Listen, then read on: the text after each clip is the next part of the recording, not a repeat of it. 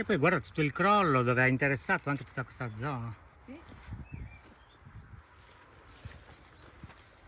Ma tu da qua sei passato? Sì, si può accedere.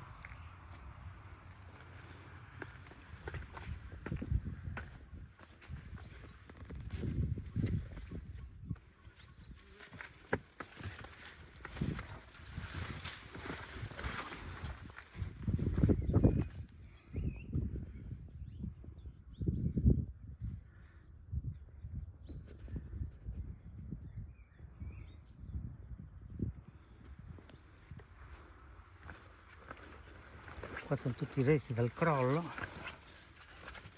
un nuraghe complesso, abbandonato.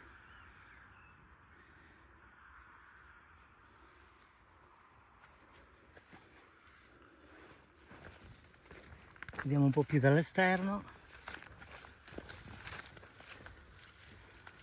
Questa macchia di olivastro veramente ottunde la visione del nuraghe, però già da qua possiamo vedere una parte dei resti